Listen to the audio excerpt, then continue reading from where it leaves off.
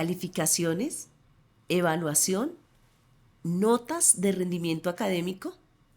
Es posible que ustedes al escuchar estas palabras no traigan muy buena recordación a sus memorias. Es más, incluso tengan sentimientos aún de miedo, de zozobra, de confusión. Hoy vamos a hablar de un tema que es fundamental en los procesos de formación: la evaluación en los procesos de educación. Ese es el tema de hoy en Educación en Alta Voz. Bienvenidos. Ahora que vamos a hablar de evaluación, necesitamos recordar primero que la evaluación es concebida dentro de los sistemas educativos como una herramienta orientadora, no solamente para el docente, sino para todo el sistema, para toda una nación y por ende para una sociedad. ¿Una herramienta orientadora en qué sentido? En lo académico, en lo social, en lo cultural, en lo biológico, en todos los ámbitos del contexto precisamente de nuestros estudiantes. Y es que hay una frase que nos dice y que invita a los docentes a cuestionarse, y es: dime cómo evalúas y te diré cómo aprenden tus estudiantes. Esta frase, aunque pareciera que fuera solo para los docentes, también tiene una corresponsabilidad dentro de todos los actores del sistema académico. Ahora que sabemos que la evaluación es concebida como una herramienta orientadora en múltiples campos, debemos saber varias situaciones. La primera es el sujeto en el cual se implementa la evaluación. En muchos casos, en la gran mayoría, el sujeto en el cual se implementa es el estudiante, el alumno. Pero resulta que estamos en una grave equivocación si creemos que los resultados que se obtengan, el único responsable es el estudiante. Los resultados de cualquier evaluación, de cualquier prueba, estandarizada, interna o externa, finalmente lo que arrojan son las posibilidades de mejora y las fortalezas no solamente de los estudiantes, sino de todos los actores del sistema educativo. Y ahí estamos convocados todos: sociedad civil, padres de familia, docentes, directivos, incluso y por supuesto las personas que diseñan las políticas públicas en educación.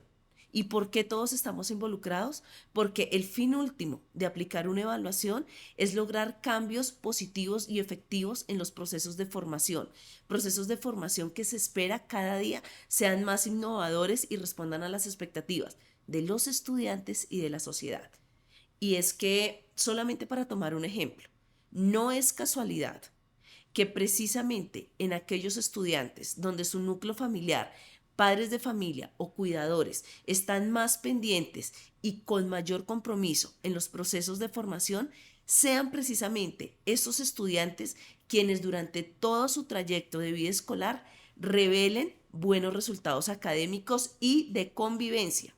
Porque recordemos que más allá de que la evaluación sea cuantitativa o cualitativa, siempre se va a propender precisamente porque se generen cambios formativos de manera integral.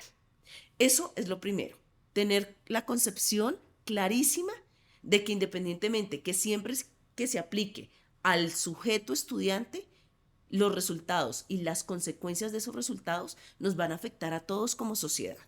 Y digo que siempre que se aplican las pruebas se piensa mayoritariamente en los estudiantes, es porque ellos son los que generalmente se evalúan. Pero no hay que olvidar que a los docentes también en la mayoría de sistemas educativos alrededor del mundo se les realizan evaluaciones de su rendimiento y también evaluaciones para incluso escalar en el mismo sistema educativo. Sin embargo, el tema de la evaluación docente es algo que lo vamos a mencionar de manera muy general en este episodio. ¿Por qué? Porque nos interesa el foco de la evaluación en los educandos. Y en esta línea viene algo clave, y es el error, la equivocación. Y es que como sociedad debemos erradicar y dejar de estigmatizar el error o la equivocación como parte negativa del aprendizaje. ¿Por qué? Porque eso de tener la rotulación negativa es precisamente lo que conlleva a que cuando obtenemos malos resultados en la evaluación o cuando estamos próximos a un proceso de evaluación, tengamos las sensaciones con las que empezamos este podcast. ¿Lo recuerdan? La zozobra, el miedo, la incertidumbre. Y es que todos los que tenemos posibilidades de caminar, caminamos, pero ninguno hemos aprendido a caminar mirando. No, los procesos, por ejemplo, para empezar a caminar, para aprender a caminar, iniciaron con el gateo, luego dando pequeños pasos. Pero antes de lograr tener un proceso sólido, nos caímos muchas veces. El error es parte positiva de los aprendizajes y es necesario que todos, vuelvo y repito, todos los actores del sistema educativo, directivos, docentes, padres de familia, sociedad civil, erradiquemos la estigmatización del error dentro de la evaluación como parte negativa. Ahorita les estaba hablando sobre el proceso de caminar, que antes de tener ese proceso sólido nos caímos muchas veces. Thomas Edison, con su invento de la bombilla eléctrica, pues lo mismo. La historia dice que más o menos fueron entre 1000 y 2000 bombillas eléctricas las que tuvo que ensayar equivocadamente antes de lograr que su invento funcionara. ¿Se imaginan ustedes que para lograr ese gran invento de la bombilla eléctrica, Thomas Edison antes tuvo que dañar entre 1000 y 2000 bombillas? En la historia de ningún sistema educativo del mundo se han tenido que practicar entre 1000 y 2000 pruebas de evaluación antes de que un estudiante las apruebe. Entonces, eso es otro ejemplo de que el error es parte positiva de los procesos de formación. Hay otro tema, ya que nombro procesos de formación, y es que desafortunadamente la mala fama que tiene esta fase de los procesos de educación, que es la evaluación, es eso, que se ha perdido su esencia, que es formar, y formar de manera integral. En efecto, no somos un número, no somos una letra, somos mucho más. Y por eso, siempre desde las entidades a nivel global, regional, en las autoridades a cargo de la educación en cada país, el esfuerzo es porque la evaluación, tanto cuantitativa como cualitativa, siempre tenga ese fin formativo. Formativo para quien está recibiendo y quien está viviendo ese proceso. Llámese estudiante o llámese docente, porque recordemos, los docentes en muchos sistemas educativos del mundo deben presentar pruebas periódicamente para validar sus procesos y su cualificación para el cargo. Y es que resulta que desafortunadamente la mala fama de esta fase de formación, la evaluación, se debe a que no la concebimos como un proceso igual que cuando se planea una clase, cuando se preparan los materiales para dictar unos contenidos, cuando se seleccionan unas estrategias. No, tristemente, la evaluación se ve como una fase en la cual, por ejemplo, para los docentes, en muchos ellos la toman como una herramienta de fiscalización, más que una herramienta para su crecimiento, en el cual, por supuesto, a través de los resultados, ven sus fortalezas y ven los aspectos que deben mejorar. Entonces, ¿qué sucede? Eso se transmite al estudiante. No ver la evaluación como parte de la formación, sino también como un proceso de señalamiento, como un proceso de juzgamiento en el que no voy a salir bien librado. Fíjense ustedes cómo es un engranaje. Si yo pierdo la esencia de lo que es la evaluación como una parte del proceso, pues no vaya a llegar a que sea formativa. Pero también, ¿qué pasa? Voy a incidir en que se fortalezca el que equivocarme es un error. Y eso lleva a que hayan señalamientos. Usted no sirve para nada, a usted siempre le va mal en esta área, usted las evaluaciones siempre obtiene los bajos resultados y pilas, porque ahí también, con ese tipo de expresiones, de señalamientos y juzgamientos, también se está llevando a algo que desafortunadamente en muchas aulas ya se ha naturalizado, y es el tema del maltrato escolar. Entonces, hay mucho por pensar en la evaluación antes de mirarla como una fase aislada de los procesos educativos. Llevamos tres aspectos. Primero, el que se aplique al sujeto, llámese estudiante o docente, no quiere decir que es el único responsable de los resultados.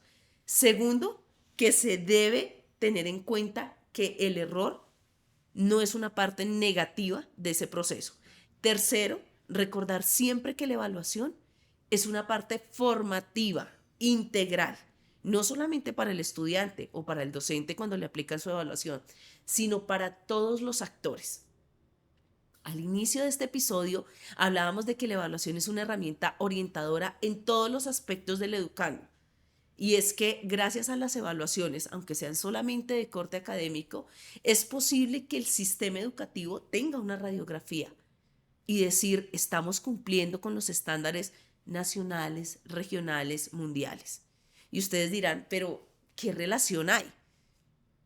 En Educación en Altavoz hemos sido repetitivos en hablar sobre los ODS, los Objetivos de Desarrollo Sostenible, y hemos sido repetitivos en la meta número 4, que se refiere a educación. Pues resulta que tenemos unas metas globales que cumplir. Estamos en 2023 y tenemos a 2030.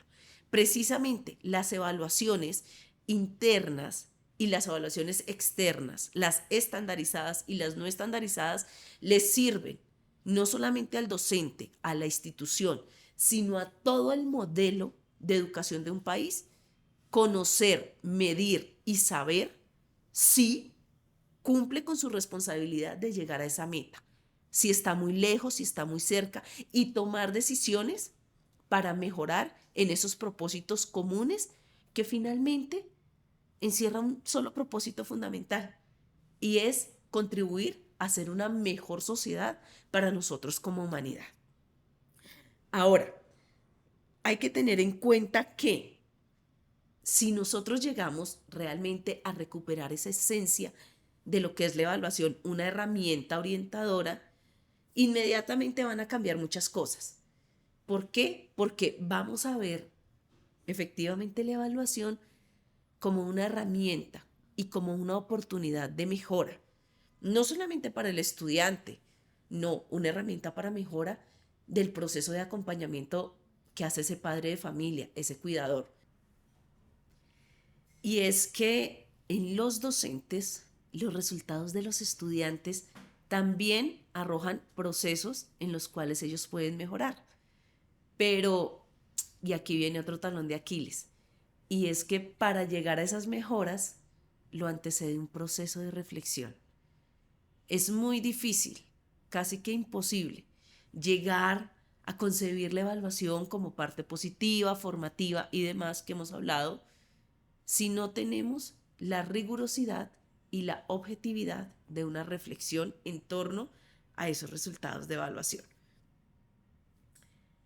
Uno de los talones de Aquiles para no llegar a las mejoras de los procesos de evaluación es que a todos los actores educativos, desde quienes diseñan la política pública hasta la sociedad civil, nos cuesta asumir que la evaluación es el instrumento que nos enfrenta de manera directa y real a las debilidades y a las equivocaciones que tenemos dentro de la educación de nuestros niños, niñas y jóvenes. En muchos casos decimos, no, es que la educación de antes era mejor porque había más disciplina, había más respeto. Y entonces viene una pregunta de vuelta. ¿Y qué ha llevado a que haya, por decirlo de alguna manera, demasiada flexibilidad y que hayamos llegado a ese punto? Eso es una responsabilidad de todos. Tal vez nos faltó rigurosidad o nos faltó valor para encarar y reconocer nuestras equivocaciones en torno a los procesos educativos. Y ojo, vuelvo y repito, no es responsabilidad solo del docente, es responsabilidad de todos como nación. Encararnos a debilidades como, por ejemplo, no me gusta trabajar en equipo. Yo hago las cosas mejor solo. Maravilloso. Pero es que resulta que en la vida real no estamos solos. Usted mañana se convierte en un profesional. Y aunque usted sea el dueño de una empresa, no va a estar solo.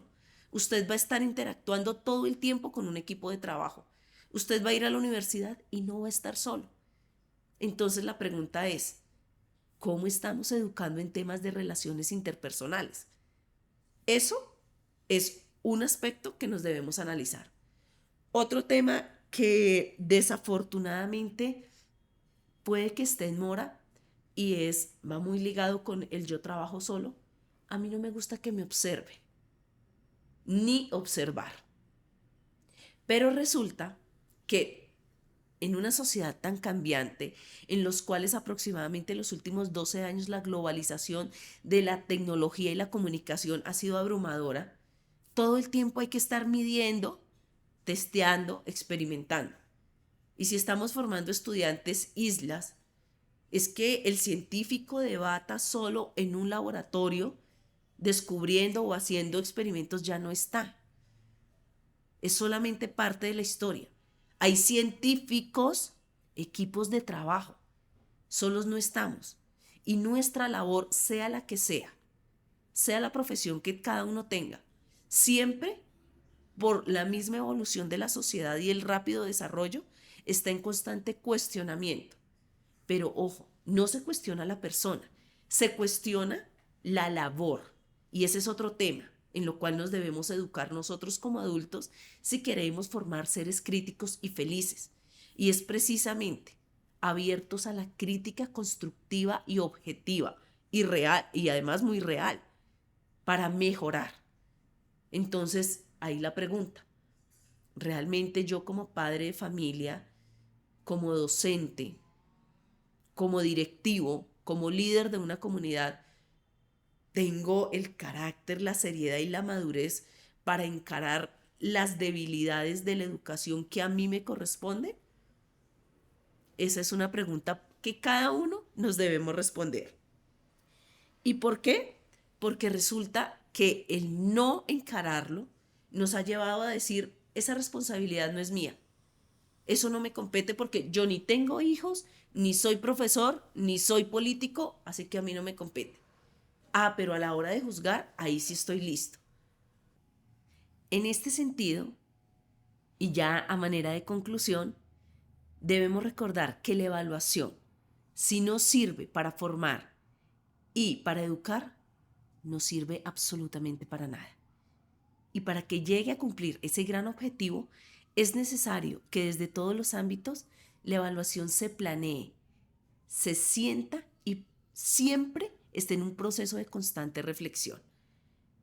¿Por qué? Porque de no ser así, se va a llegar a lo que desafortunadamente se vive en muchos sistemas educativos de Latinoamérica, y es a que está estigmatizada, a que se concibe como un proceso de señalamiento y de juzgamiento.